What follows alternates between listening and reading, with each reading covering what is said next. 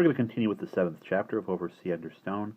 Simon, Barney, and Jane were all lying around thinking about where the Grail might be hidden when they ran into Miss Withers and Bill from the boat. They thought they were on the boat because Uncle Mary, yes, he is the Merriman character from The Dark is Rising. Uncle Mary and their dad were fishing, trying to distract everybody on the yacht. But Miss Withers came up, introduced Bill, who they'd already met, pretended to be pleasant, but then all of a sudden asked if they had found a map. So the game is on. Now the kids are trying to figure out which stone on top of the hill aligns most with the sun so that they can start looking for the Grail. The sun glowed deep toward the horizon, casting an orange gold warmth over their faces. "Look at the shadows," Simon said suddenly. His shadow on the ground before him moved, a long arm dapple-edged by the grass, as he pointed. "That's the way we can do it from this side, backwards. If one stone was directly between us and the sun yesterday, that means that from here its shadow would be pointing directly to where we were standing then, toward the rock Gummery was sitting against. Look, you can just see it from here." Following his arm, they saw the one chunky rock on the opposite headland, a small, faraway bump on its skyline, lit bright by the gold of the setting sun. It was higher than the standing stones on Kamar Head, and further out toward the sea, but it was undoubtedly the spot where they had stood the day before. Jane gazed at Simon in open and unusual admiration. He flushed slightly and became very brisk. "Come on, Barney. Quick, before the sun goes. Which stone do you think it was?" "Well, it was the biggest, so it must have been this one." Barney moved a yard or two downhill to the tallest stone. He crossed to the other side, facing the harbor, and crouched down in the shadow, peering at the lone stone across the bay. He frowned doubtfully. Simon and Jane moved to one side of him, waiting impatiently. Barney, his frown deepening, suddenly lay down on his stomach in the grass, so that he was lying along the line of the pointing shadow and looking straight ahead. "Am I lying straight?" he said, rather muffled. "Yes, dead straight." "Is it the right one?" Barney scrambled to his feet, looking doleful. "No, that shadow doesn't point exactly at the rock. You can see the rock clearly enough, but you have to shift your eyes slightly to be looking straight at it, and that's cheating." "But you said it was the tallest stone you saw." "I still say it was." "I don't see how it could have been," Jane said, petulant with disappointment. Simon was thinking hard, holding the rucksack swinging by its strap and banging it absently against his leg. He turned and looked back at the other three stones, standing black now and gold-rimmed against the blaze of the sun. Then he yelped, dropped the rucksack, and rushed toward the furthest stone, scrambling down as Barney had done to lie in its shadow. He dropped his chin to the grass and shut his eyes. Move your top half a bit to the left. You're not straight," Jane said, close beside him, beginning to understand. Simon shifted a few inches, raising himself on his elbows. "That's right." "That right? Okay." Simon crossed his fingers and opened his eyes. Straight in front of him, over the blades of grass, right in the middle of his line of vision, the bright sunlit rock on the opposite headland was staring him in the face. "This is the one," he said in a curiously subdued voice. Barney rushed across and dropped down beside him. Let me! He elbowed Simon out of the way and squinted across the harbor at the rock. "You're right," he said rather reluctantly. "But it was the biggest stone I saw. I know it was." "That's right," said Jane. "What do you mean, that's right?" "Look at the way the stones are put up. Look at the way the ground slopes. This is the top of the headland, but it isn't flat, and the big stone is lower down than the others. The one you're next to now is the highest up the hill, even though it's not the tallest.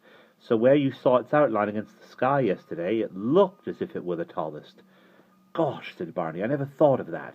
Simon said loftily, "I thought you might get there in the end." "It was jolly clever of you," Jane said. "If you hadn't been so quick, we might never have realized. The shadows will be gone soon." She pointed down at the grass. The blaze of the sun was sinking over the far horizon behind them, and the shadows creeping up over the ground, swallowing up the long shadows of the stones. But across the harbor, the rock on the other headland, higher up and longer exposed to the sun, still shone bright like a beacon.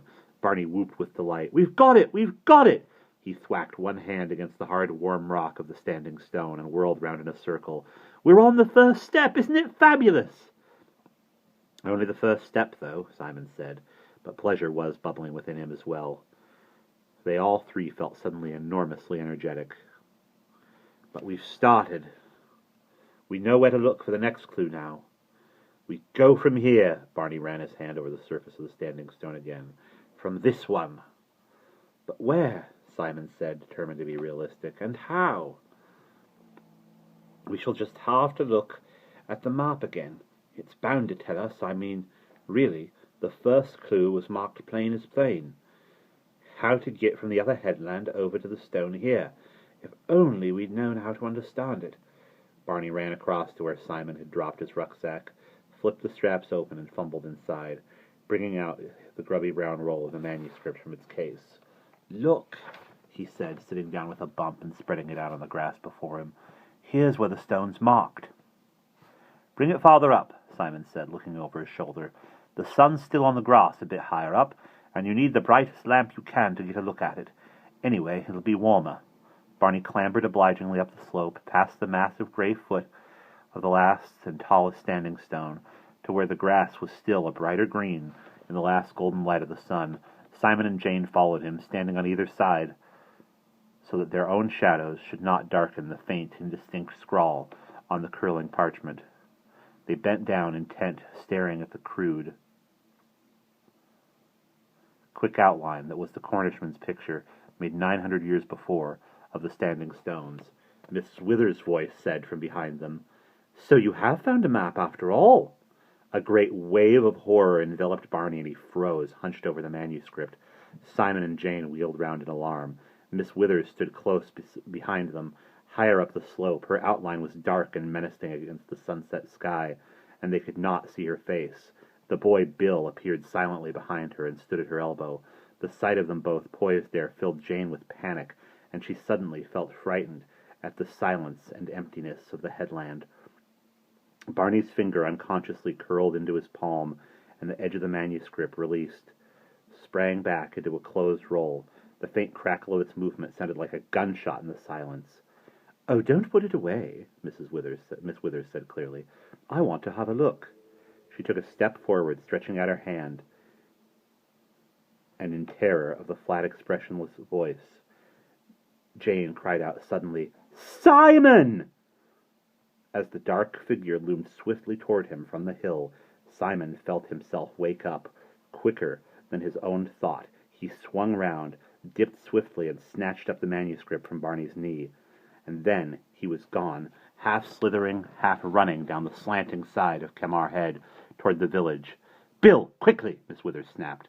The big, silent figure behind her shot into sudden life, tearing down the hill at Simon's heels. But he was too clumsy for his speed, and in mid-flight on the edge of the slope he stumbled and half fell. He recovered himself almost at once, but not before Simon, running and slipping straight down over the grass and zigzagging paths, had gained 30 yards lead.